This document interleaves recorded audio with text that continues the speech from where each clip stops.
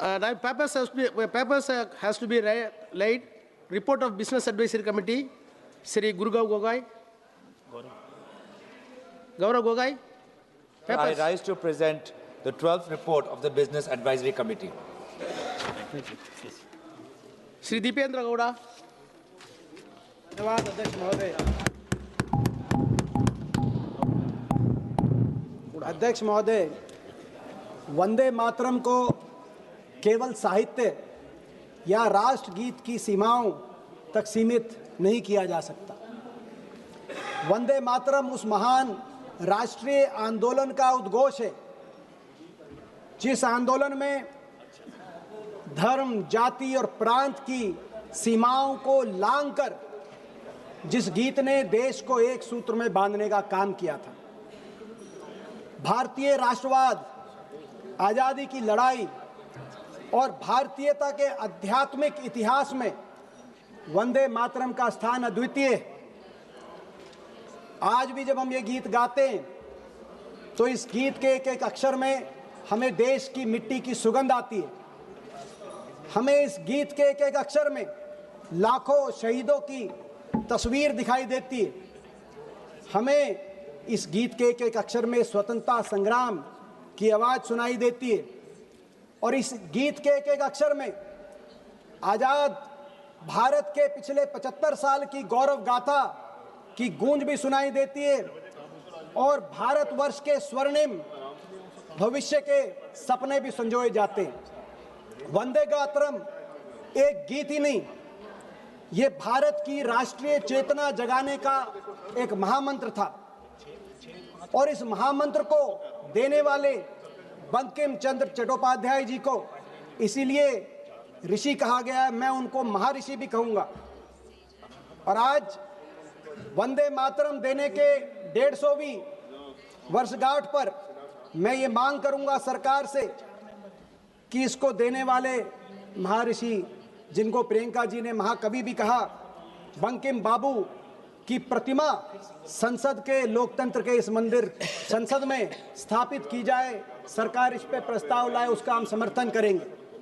मैं साथ में ये भी कहूँगा कि वंदे मातरम का भाव समझते हुए सरकार एक प्रस्ताव और एक संकल्प ये भी लाए कि ये गीत जो भारत की एकता का सूत्रधार था, उस गीत को, उस एकता को खंडित करने के स्रोत के रूप में उस गीत का दुरुपयोग ना किया जाए। मैं सरकार से मांग करता हूं। वंदे मातरम के 150 साल का अपना वंदे मातरम का एक सफर रहा। 1875 में बंकिम बाबू की कलम से अंकित यह गीत 1896 में गुरुदेव रविंद्रनाथ टैगोर जी द्वारा अखिल भारतीय कांग्रेस कमेटी के कलकत्ता अधिवेशन में पहली बार इसका गायन हुआ। इसी के साथ और तब से और आज तक 125 साल तक इस गीत का निरंतर गायन कांग्रेस पार्टी के अधिवेशनों में और कार्यक्रमों में चलने की परंपरा शुरू हुई, जो आज तक वो परंपरा कायम। 1905 में जब अंग्रेज ने, लॉर्ड कर्जन ने बंगाल को सांप्रदायिक आधार पर बंगाल के 2 टुकड़े करने का प्रस्ताव दिया, तो बंगाल में हर धर्म का, हर मजहब, हर जाति के लोग एक साथ वंदे मातरम इस गीत के गान के साथ खड़े हुए और बंग भंग के विरोध में आंदोलन हुआ, जिस आंदोलन की अगुवाई भारतीय राष्ट्रीय कांग्रेस के सुरेंद्रनाथ बनर्जी, लाल बाल पाल जैसे महान कांग्रेस के नेताओं ने जिस आंदोलन की अगुवाई की। उसके बाद 1907 में देश के दूसरे कोने अविभाजित पंजाब, जो पंजाब हिंदू कुश की पर्वत से और जमुना के तट तक जिस परिवार पंजाब का आकार था, जब उस पंजाब में अंग्रेज की गाज पंजाब के किसान के अधिकारों पे पड़ी, तो पगड़ी समाल जट्टा आंदोलन पंजाब में हुआ। जिस पगड़ी समाल जट्टा आंदोलन में पंजाब के एक एक गांव में वंदे मातरम की गूंज फिर सुनाई दी। अंग्रेजों ने बहुत यातनाएं उस आंदोलनकारियों पर ढाई और उस आंदोलन में शहीद भगत सिंह जी के चाचा सरदार अजीत सिंह जी और मेरे स्वयं के परदादा चौधरी मातूराम हुड्डा जी को उस समय काले पानी की सजा अंग्रेजों ने सुलाने का कार्य किया। 1907 के बाद 1908 में खुदीराम बोस जैसे क्रांतिकारी नौजवान ने वंदे मातरम का नारा देते हुए फांसी के फंदे को चूमने का कार्य किया, तो उसके बाद देश के दो कोनों में, दो केंद्रों में, लाहौर से लाला लाजपत राय और कलकत्ता से श्री अरबिंदो ने वंदे मातरम नाम से प्रकाशन शुरू किए, जिसने राष्ट्रीय चेतना को जगाने का कार्य किया। 1921 में महात्मा गांधी ने जब 1921 में असहयोग आंदोलन का बिगुल बजाया, तो देश में लाखों कांग्रेसी वंदे मातरम का नारा देते देते अंग्रेजों की जेलों में गए। धीरे धीरे ये भारतीय राष्ट्रीय कांग्रेस के कार्यक्रमों में गायन करने वाला एक गीत नहीं, देश की आवाज बन चुका था। गांधी जी ने इस गीत के बारे में क्या कहा, मैं पढ़ के बताना चाहूंगा। गांधी जी ने 1915 में लिखा, जब मैं छोटा था मुझे आनंद मठ या उसके अमर लेखक बंकिम के बारे में कुछ नहीं पता था, तब भी वंदे मातरम ने मुझे प्रभावित किया था, और जब मैंने इसको पहली बार सुना तो इसने मुझे मंत्रमुग्ध कर दिया था। मैं इसमें सबसे पवित्र राष्ट्रवाद की भावना को पाता हूं।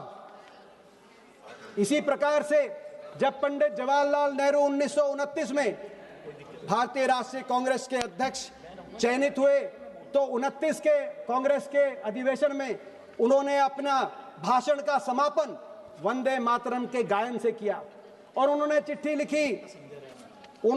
लिखी अधिवेशन की आयोजन समिति को कि हर अधिवेशन का प्रारंभ वंदे मातरम के गीत से किया जाए। 1937 की बहुत बातें हुई। 1937 में भारतीय राष्ट्रीय कांग्रेस ने गुरुदेव रविंद्रनाथ टैगोर जी के प्रस्ताव को हूबहू स्वीकार करते हुए वंदे मातरम को राष्ट्रीय गीत के रूप में स्वीकार किया। लेकिन उसके बाद क्या हुआ? उसके बाद जब कांग्रेस पार्टी ने कांग्रेस वर्किंग कमेटी ने, केंद्रीय कार्य समिति ने यह प्रस्ताव पारित किया, तो अंग्रेजों के महापिट्ठू मुस्लिम लीग के मोहम्मद अली जिन्ना ने इसका विरोध किया और कहा कि कांग्रेस केवल हिंदुओं तक सीमित हो गई है और मुस्लिम विरोधी हो गई है। और जब मोहम्मद अली जिन्ना ने यह कहा, तो मोहम्मद अली जिन्ना को मैं रिकॉर्ड पे लाना चाहूंगा। अध्यक्ष महोदय, मोहम्मद अली जिन्ना का मुंह तोड़ जवाब पंडित जवाहरलाल नेहरू ने दिया। 6 अप्रैल 1938 को पंडित जवाहरलाल नेहरू ने जिन्ना को एक करारा पत्र लिखा और कहा, मिस्टर जिन्ना, याद रखिए वंदे मातरम गीत भारतीय राष्ट्रवाद के साथ पिछले 30 साल से अधिक समय से गहराई से जुड़ा हुआ है। इसके साथ अनगिनत बलिदान और भावनाएं जुड़ी हुई हैं। लोकप्रिय गीत किसी आदेश से पैदा नहीं होते, ना उन्हें जबरन थोपा जा सकता है, ये जन भावनाओं से उपजते हैं। पिछले 30 साल से अधिक समय में ऐसा कभी नहीं माना गया कि वंदे मातरम गीत में कोई सांप्रदायिक भाव छुपा है, और इसे हमेशा से भारत की प्रशंसा में देशभक्ति का गीत माना गया है। पंडित जी ने लिखा, जब जिन्ना, अंग्रेजों के महापिट्ठू जिन्ना वंदे मातरम का विरोध कर रहे थे और कांग्रेस और पंडित नेहरू उस विरोध का करारा जवाब दे रहे थे, तो कुछ ऐसे भी संगठन थे जो सत्ताधारी दल से जुड़े हुए हैं, जो अपना गीत गा रहे थे। उन्होंने जिन्ना के इस विरोध के बारे में उस समय कुछ ऐसा नहीं कहा जो रिकॉर्ड में हो। यही नहीं, 1947 देश की आजादी 14-15 की मध्य रात्रि, जब भारत स्वतंत्र हो रहा था, आजादी की पहली सांस हिंदुस्तान लेने जा रहा था, तो पंडित नेहरू ने संविधान सभा के अध्यक्ष डॉक्टर राजेंद्र प्रसाद जी को एक पत्र लिखा, और उस पत्र में उस कार्यक्रम की रूपरेखा को प्रस्तावित किया जो आजादी का पहला महोत्सव मध्य रात्रि को बनाया जा रहा था। और उस पत्र में यह लिखा कि मैं आग्रह करता हूं कि उस कार्यक्रम का प्रारंभ वंदे मातरम के गायन से हो, और ऐसा ही हुआ। अंततः देश की आजादी के बाद 1950 में संविधान सभा ने इसको राष्ट्रगीत के रूप में अपनाया, और खूबसूरती ये थी उस संविधान सभा में सरदार पटेल, मौलाना आजाद, डॉक्टर राजेंद्र प्रसाद, पंडित जवाहरलाल नेहरू, बाबा साहब भीमराव अंबेडकर, मेरे स्वर्गीय दादाजी चौधरी रणवीर सिंह हुड्डा और श्यामा प्रसाद मुखर्जी भी शामिल थे। सबने एक मत से, एक स्वर में इसको अपना राष्ट्रगीत माना। किसी ने 284 सदस्यों में से एक ने भी कोई आपत्ति नहीं करी, एक ने भी कोई संशोधन किसी एक अक्षर पे नहीं किया। राष्ट्रगीत के रूप में एक एकता के भाव से हमें अपनाया। देश की आजादी में असंख्य लोगों ने वंदे मातरम बोलते बोलते अपने प्राणों की आहुति दी। असंख्य लोगों ने अंग्रेजों की यातनाएं सही, जेल के दर्शन किए। मुझे भी गर्व है अध्यक्ष महोदय इस बात पर कि मैं कैसे परिवार से हूं जिसकी 2 पीढ़ियों ने उस आजादी के आंदोलन में कुर्बानियां दी। मेरे परदादा जी को अंग्रेज ने काले पानी की सजा सुनाई तो मेरे खुद के दादाजी 8 साल तक ब्रिटानिया हुकूमत की काली कोठड़ी और जेलों में रहे, जिनमें से 4 साल उनको सजा वंदे मातरम के गायन के बाद हुई। और उन्होंने जब अपनी आत्मकथा लिखी तो उस आत्मकथा का नाम, चौधरी रणबीर सिंह जी की आत्मकथा का नाम song of freedom Vande Mataram के नाम से उन्होंने अपनी आत्मकथा लिखी। ये भाव था। आज वर्तमान संदर्भ में जब हम वंदे मातरम का गायन करें तो हमें वंदे मातरम गीत के अर्थ को भी गहराई से समझने की आवश्यकता है। वंदे मातरम गीत की आत्मा में भारतीय संस्कृति की आध्यात्मिक प्रतीक भारत मां। मगर प्रश्न उठता है, बहुत सी जन्मभूमि अपनी जन्मभूमि को पिता कहते हैं, बहुत से मुल्क कोई बंधु कहते हैं, कोई भाई कहते हैं, बहन कहते हैं, मगर मां ही क्यों? भारत मां ही क्यों? क्योंकि मां जननी है, मां पालनहारी है। भारत की संस्कृति में मां ही करुणामयी है। मां ही है जो चाहती है उसकी हर संतान फले फूले, खुश रहे, हर संतान को वरदान मिले, हर संतान के प्रति करुणा हो, जैसे कि इस गीत के आगे के अक्षरों में कहा गया है। और मां ही है जिसके लिए हर संतान बराबर है। राजनाथ सिंह जी ने कहा कि मां के, भारत मां के लिए जनगण मन और वंदे मातरम बराबर है, मगर मां ही है जिसके लिए हर संतान बराबर है। संतान में भेद नहीं हो सकता, चाहे वो संतान किसी धर्म की है, चाहे वो किसी जाति की है, किसी भाषा की है। ये उन्होंने नहीं कहा। वो मां ही है, वो मां ही है जो हमेशा ये चाहती है कि उनकी संतान आपस में प्यार से रहें, मोहब्बत से रहें, आपस में संतान में लड़ाई ना हो, झगड़ा ना हो। और इसीलिए भी मां, क्योंकि हर संतान के लिए भी मां से बढ़कर कुछ नहीं। मातृभक्ति का भाव हर संतान के दिल में पवित्र होता है। कोई संतान ये नहीं कह सकती कि मुझे मां से ज्यादा प्यार है और तुझे मां से कम प्यार है। इसीलिए दूसरों की देशभक्ति करने पे प्रश्न चिन्ह लगाने वाले सच्चे देशभक्त नहीं हो सकते। और मां ही क्यों? क्योंकि हमारी सृष्टि में और हमारे संस्कारों में मां से बड़ा कोई नहीं हो सकता। मां से बड़ा कोई व्यक्ति नहीं हो सकता, मां से बड़ा कोई संगठन नहीं हो सकता, मां से बड़ी कोई सरकार नहीं हो सकती, मां से बड़ी कोई विचारधारा नहीं हो सकती, और मां से बड़ा कुछ नहीं हो सकता। और भारत मां से बड़ा तो कुछ भी नहीं हो सकता। ये हमारे संस्कार। मां क्यों? क्योंकि मां कभी राजनीति में कोई सच्चा मातृभक्त अपनी मां को अपनी राजनीति का हथियार नहीं बना सकता। इसीलिए मां, वो मातृभक्ति क्या जो राजनीति में अपनी मां को घसीटे। आज मैं देखता हूं तो दुख होता है जब मातृभक्ति की आड़ में वोट भक्ति की लालच दिखाई देती है। आज मैं देखता हूं तो दुख होता है जब राष्ट्रवाद को वोटवाद के लिए प्रयोग करने के प्रयास होते हैं। मातृभक्ति पवित्र होनी चाहिए। अपनी राजनीतिक शक्ति बटोरने के लिए मातृभक्ति का प्रयोग नहीं होना चाहिए। वंदे मातरम, कुछ लोग वंदे मातरम से ज्यादा वंदे मातरम का उच्चारण वंदे वोटरम के लिए करते हैं और कर रहे हैं। आज ये देख रहा है देश।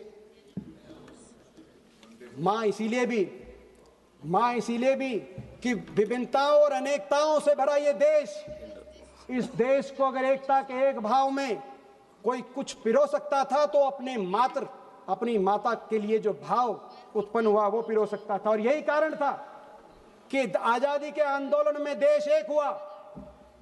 अंग्रेजों के फूट डालो, राज करो, डिवाइड एंड रूल, जाति धर्म के आधार पर देश के समाज को तोड़ो और भारत मां को गुलामी की जंजीरों में जकड़े रहो। अंग्रेजों की उस रणनीति को देश ने एक होकर विफल किया। ये एकता का भाव, और यही एकता का भाव बंगाल में बंग भंग के विरोध में जो आंदोलन हुआ उसमें दिखा। और यही एकता का भाव 1950 में जब संविधान सभा ने एक स्वर से, एक मत से सबने इसको राष्ट्रगीत के रूप में चुना, यही एकता का भाव दिखा। भारत मां के प्रति जो भाव था और कैसे उसमें सब एक सूत्र में बंधे चले गए। मैं एक उदाहरण देना चाहता हूं अध्यक्ष महोदय। शाहजहांपुर से आए दो दोस्त पंडित राम प्रसाद बिस्मिल और क्रांतिकारी अशफाक उल्लाह खान, दोनों को अंग्रेजों ब्रिटेन हुकूमत ने जब फांसी की सजा सुनाई तो अशफाक उल्लाह खान क्या लिखते हैं, फांसी से लटकने के पहले उनकी कलम क्या लिखती है, उन्होंने लिखा, मैं पढ़ना चाहूंगा। अशफाक उल्लाह खान ने लिखा, जाऊंगा खाली हाथ मगर ये दर्द साथ ही जाएगा, जाने किस दिन हिंदुस्तान आजाद वतन कहलाएगा। बिस्मिल कहते हैं, फिर आऊंगा फिर आकर भारत मां तुझको आजाद कराऊंगा। जी करता है मैं भी कह दूं पर मजहब से बन जाता हूं। मैं मुसलमान हूं, पुनर्जन्म की बात नहीं कर पाता हूं। हाँ खुदा अगर मिल गया कहीं तो अपनी झोली फैला दूंगा और जन्नत के बदले उससे यहां ही पुनर्जन्म मांगूंगा। कह रहे हैं एक मुस्लिम युग के हृदय में देशभक्ति क्या हिलोरे मार रही थी। वो कह रहे हैं अगर खुदा मिल गया तो पुनर्जन्म की इजाजत नहीं है, लेकिन मैं उससे जाके मांगूंगा और भारत मां की गोदी में पुनर्जन्म की खुदा को जाकर बात कहूंगा। लेकिन फिर भी कुछ लोग विवाद खोजते हैं, नारों में विवाद। कुछ लोग ये नारा इससे अच्छा है, वो नारा इससे अच्छा है। कुछ लोग कहते हैं मैं ये नारा बोलूंगा, कुछ लोग कहते हैं मैं ये नारा बुलवाऊंगा। नारों में तुलना नहीं हो सकती। देशभक्ति की भावना पवित्र है कि नहीं है, किस नारे के पीछे, ये इस बात की चर्चा तो हो सकती है, लेकिन नारे में तुलना और नारों में विवाद से देश का भला नहीं हो सकता। बहुत से नारे आए, भारत माता की जय, ये नारा गूंजा। महात्मा गांधी, पंडित जवाहरलाल नेहरू, सरदार पटेल, कांग्रेस पार्टी और आजादी के आंदोलन की सभाओं में भारत माता की जय का नारा गूंजा। वंदे मातरम, बंकिम चंद्र चटर्जी के कलम से वंदे मातरम आया तो नारा आया जय हिंद का। नेताजी सुभाष चंद्र बोस, आजाद हिंद फौज, हम कैसे भूल जाएं, जय हिंद का नारा आया। हम शहीद आजम भगत सिंह को कैसे भूल जाएं, जिन्होंने इनकलाब जिंदाबाद और हिंदुस्तान जिंदाबाद का नारा दिया। हम कैसे भूल जाएं अजीमुल्लाह खान को, जिन्होंने मादरे वतन हिंदुस्तान जिंदाबाद का नारा दिया। नारे राष्ट्रभक्ति के नारे, भारत माता की वंदना के नारे, और इन वंदना के नारों में विवाद, ये देश हित में नहीं है। देश की आजादी के बाद हमने पिक्चर देखी एक आनंद मठ, जहां लता मंगेशकर जी ने वंदे मातरम का गीत गाया, और हमने देश की आजादी की 50वीं सालगिरह पर AR रहमान द्वारा वंदे मातरम, माँ तुझे सलाम, अम्मा तुझे सलाम का गीत भी हमने सुना। कुछ लोग हैं जो इन गीतों के पीछे शब्दों को पकड़ते हैं, लेकिन असली राष्ट्रभक्त वो है जो इनके पीछे सच्ची राष्ट्रभक्ति है कि नहीं है, उस बात को समझने का प्रयत्न करते हैं। अपने दिल में जो राष्ट्रभक्ति का भाव है उसमें पवित्रता लाने का की तप करना, यही मैं समझता हूं कि आज सार्थक बात होगी।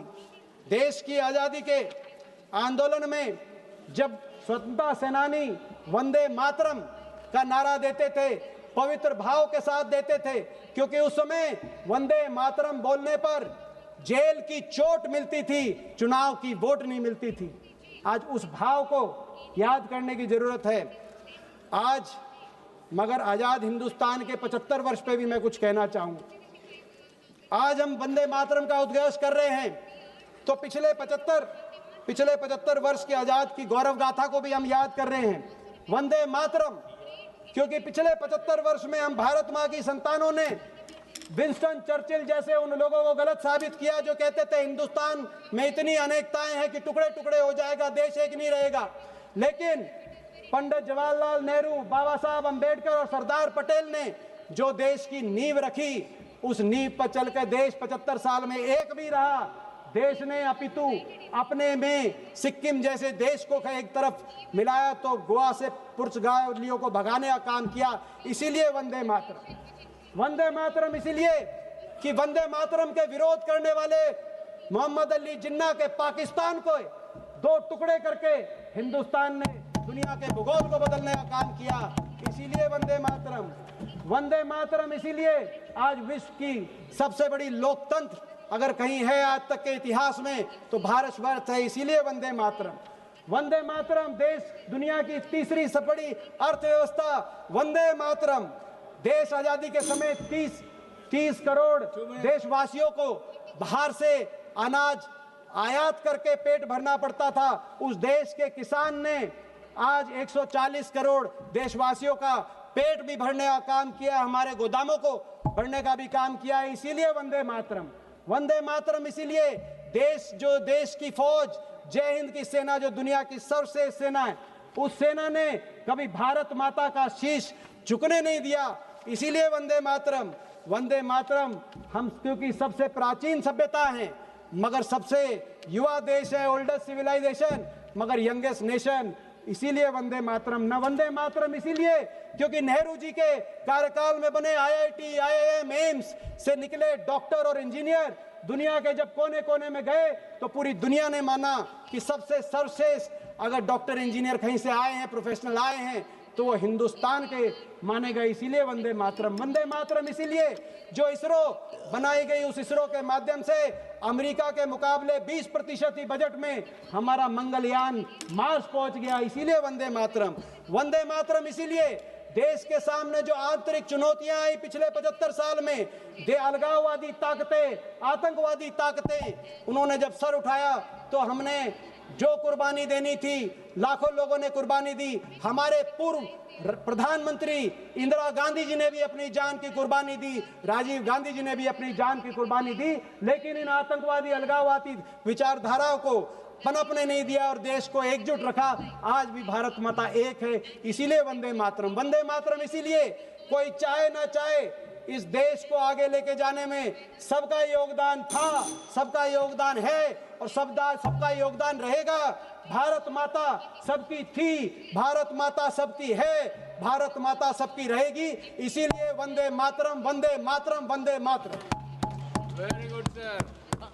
Honourable minister Shri Gajendra Singh Shekhawat. सभापति महोदय, माननीय सभापति महोदय, आपके अनुरोध पर सामान्य सदस्यों की